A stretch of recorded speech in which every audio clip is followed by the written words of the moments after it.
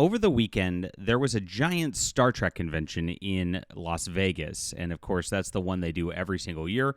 They had a big deal where the entire Voyager cast got together for a reunion, and I flew out for it. It was a lot of fun. But they also had some panels from Strange New Worlds, Discovery, and actually one of the writers who are doing new things for Star Trek as well. And this didn't get reported anywhere else, so I was glad I was there to cover this because I don't think anybody would have seen this. But a transgender activist actually went up to the mic and actually asked the question, will we be seeing any LGBTQ representation in Strange New Worlds? And the answer is really going to surprise you because it looks like Paramount is actually abandoning the woke agenda. This is pretty big for Star Trek because if you've watched Discovery or Picard, you know that both of those shows, and actually Lower Decks as well, were big propaganda pieces that were painful to watch in a lot of spots because of their activism. Well, they're not allowed to do this in Strange New Worlds, and they seem very bitter about it, the actors up there who are all in on the agenda and are really wanting to push this kind of thing, but they don't get any say, and they have to take their paycheck. This is becoming interesting as a lot of these companies are removing DEI programs at this point because it's not profitable. They have to make a profit now in order to survive, and for shows like Star Trek, it's very expensive to produce. If you don't get the viewership, you're in a lot of trouble, and I think they are in a lot of trouble from what I'm seeing. I got a little eye visual test here. We'll talk about all of this in just a moment. So please hit the like and subscribe button. Join us here, my friends. I'm a science fiction writer myself, and I've been writing alternatives to Star Trek, and I have beautiful novels. It starts here with The Stars Entwined, which is my Arishan War series, and this is, if you love the Enterprise incident where, Kirk and Spock pretended to be Romulans and infiltrated the ship. That's a lot of what inspired me to write this. And we have a human spy who embeds himself on an alien starship to bring back technology to home. And it ends up in a personal conflict that really builds amazingly over this entire trilogy. You're going to love this if you like the classic Trek. And I'm actually writing a space exploration series that's going to dovetail out of this series, which I'm working really, really hard on. I'm working so hard on this because I want it to be perfect. And I want to capture that feel that you don't get from modern Star Trek. And so get this book. It's in the description below. Ebook, print, and audio to make it easy for you. And then join my newsletter so you don't miss my new release when it comes out, because I'm going to be doing a cool special edition for this. That's amazing. So this is in the description below. You get 3 free books for signing up for the newsletter. Grab my book, support the channel. Thanks you guys so much for supporting real science fiction right here. There's not a lot of real science fiction left, and I'm very happy to be writing it. Okay.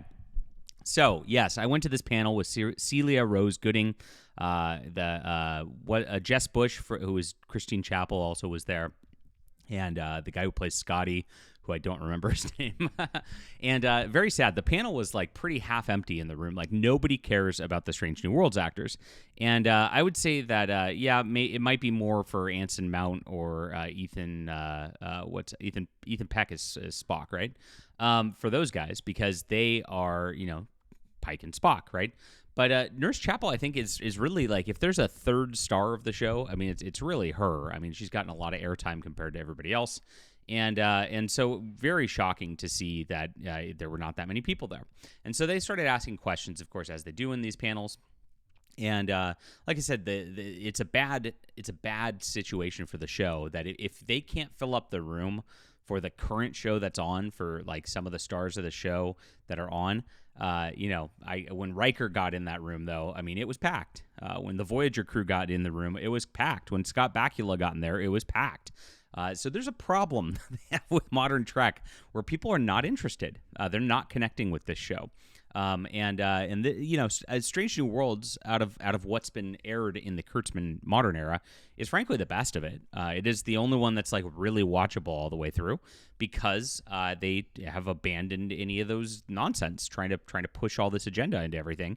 It's been at least pretty nice so far not to see that. So there hasn't been any so far. So a transgender activist walked up to the mic and asked if I can feel seen in the upcoming shows. Now, what Strange New Worlds has done over the 4 seasons is they've definitely put a feminist cast to it, because if you look at other than Kirk and Spock, and now a little bit of guest stars of Scotty, for the most part, the bridge crew is all women. And so it's a really weird flip from what you usually see with a bridge crew of mostly men, which is what you typically get in the military. But this is something where it's and it doesn't feel right because of that. And they've added in a lot of these characters that kind of, it's okay, there's a little too much going on. Now, I was waiting for the other shoe to drop in this entire series because they've got that one Helms lady because Sulu hasn't shown up yet, who is she's got like that half-shaved head look. It's like they're waiting to make her a lesbian, and then they haven't so far. And I know that they really want to make the first officer a lesbian too. You could tell they want to push this pretty hard, but they haven't done it. And as much as like there's been that like you're waiting on it, your edge of your seat for that to happen, it just hasn't shown up. Now the one big weird representation thing they did in the first season, they had a transgender dude pretending to be a woman as a villain who was like a narcissistic villain trying to destroy everything. And I was like, yeah, that fits the character there, right? They always kind of tell on themselves. They love casting these people as villains. They did it in Doctor Who, too. And the character was stealing all of art and music and destroying everything. And it's like, yeah, you're kind of telling on yourselves, activists, of what you're doing. You're making everything miserable for everybody because you're miserable, right? And that's what the agenda really is when it comes down to it at the heart of this. And so that's all they've really done. There was a passing comment that implied that Christine Chapel had a lesbian relationship also, and it was an implication, and I was expecting them to follow up on it, and they didn't. And now it's been interesting because she's had Spock as her boyfriend for a couple years in it. Now she's got a new boyfriend who's on the show to add a different dynamic to it. So it's very clear they wanted to go that direction, but then they did a 180 here. And I think this has to do with the Paramount merger that's going on. They cannot do this with the Paramount merger, and they have to make some money. They have to show Skydance that they're going to be profitable. And if they push this stuff into the original series cast, it's going to piss a lot of people off. And they know that. And they really, really want to do it, but they just can't do it because of that. And there was actually rumors that went around that this fourth season was delayed because it's been a couple of years because they wanted to push woke elements into it, and they were actually forced to remove those from everything. So Celia Rose Gooding addressed this, and you could tell it was a very tense situation. I mean, she did not want to talk about it. She felt she was very much going, like nervous about it. And then she starts talking about it. And here's what she said. She says, it's important to remember who we work for, as she collected her thoughts. That's pretty interesting. And so she sounded bitter about that. Like Paramount doesn't like the woke. That's pretty interesting because, again, you look at all the other new Star Trek things, and it's been over the top, like, gay slobber kisses all over each other on all of these shows except for this one, right? It's been even Picard, which is supposed to be about Picard, ended up being about lesbians in space for the first two seasons. And it's like, please, like, can we make this about Picard? Like, his name's on the show, but he it was very sad. He was a feeble, frail old man while the lesbians were going around saving the galaxy. It was painful to watch, as you know, if you did watch it. You might have not watched it, but trust me, it was painful to watch. Now, as she goes into this, the moderator tried to kind of cover for her a little bit, and she talked a little bit. And she, once she collected her thoughts, she went on like corporate script, and you could tell she was very angry. And she's like, I can neither confirm nor deny what we're going to get because we have not seen a single script for season 5 yet. But I think for so many reasons, it's important for marginalized groups to see themselves in the future, and our Trek is not the only Trek. Wow, is that a practice script or what? So this is pretty interesting. So the pause with "it's important to remember who we work for" was angry tone. You could tell she wants this wokeness in there. And if you listen to these people talking, you could tell they're just like overgrown theater kids who ended up in this position. That's a lot of the problem with modern Trek and the like, is that that's not somebody you can relate to very easily as a normal person, right? And so here is an interesting thing. I can neither confirm nor deny. Well, I mean, it implies that in season 4, it's not there. In season 4, again, season 3, we've got 5 episodes left. Season 4, we've got 10 episodes. Season 5's a shortened deal with 6 episodes. So if they're not going to throw it into these 2 seasons, highly unlikely you're going to get anything in season 5 at this point. And as Celia Rose Gooding mentions, it's important to remember who she works for, which means currently there's nothing there. And of course, she can't confirm or deny because she hasn't seen a single script for season 5, implies that it's not in season 4, which is great news for Star Trek fans, to be honest. And here's where she deflects more. She goes, Discovery has had incredible work for the community. Lower Decks is in there. Chapel is canonically bi. Now look at this. This again, it just talks about like what's off screen, canonically bi. Like, okay, so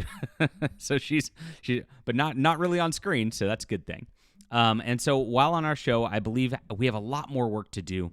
I'm happy to exist in a franchise that has done a lot, even if my character may not contribute directly and specifically. Please clap. So pretty funny right there. As you can see, she's like she's trying to make a virtue signal out of them not virtue signaling, which is fantastic, and I'm glad.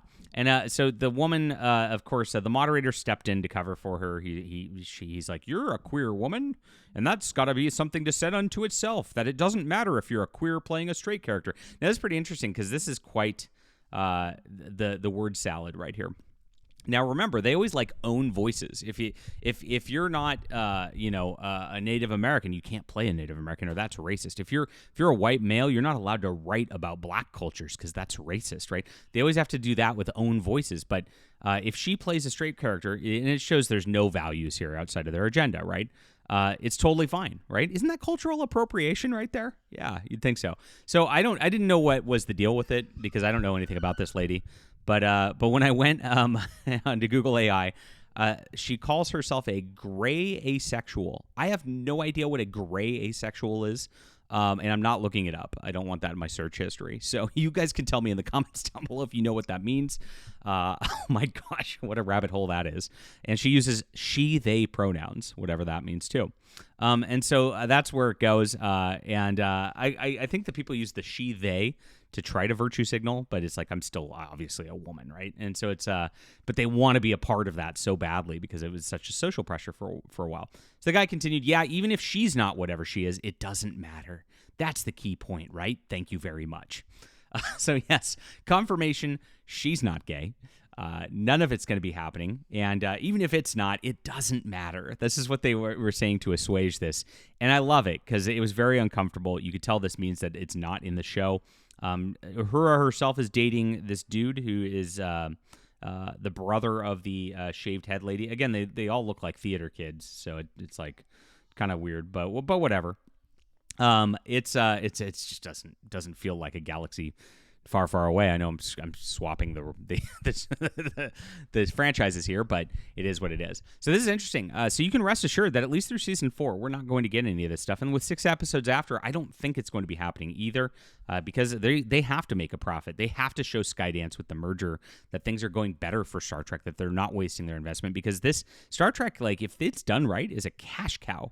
But unfortunately, they just haven't been doing it right for years. All right, leave a comment down below with what you think about this. Please hit the like and subscribe button. Check out The Stars Entwined, guys. This is my book. This starts it off right here. It's a trilogy, so you can, of course, grab all of it. You'll love it. Enjoy this. If you're Star Trek fans, this is going to be a great read. And get on my newsletter, because I'm going to be wanting to stay in touch with you. You never know if you're going to find me again, and I appreciate everybody who's on here, because we got some great stuff coming. Thanks for being here. We'll be back.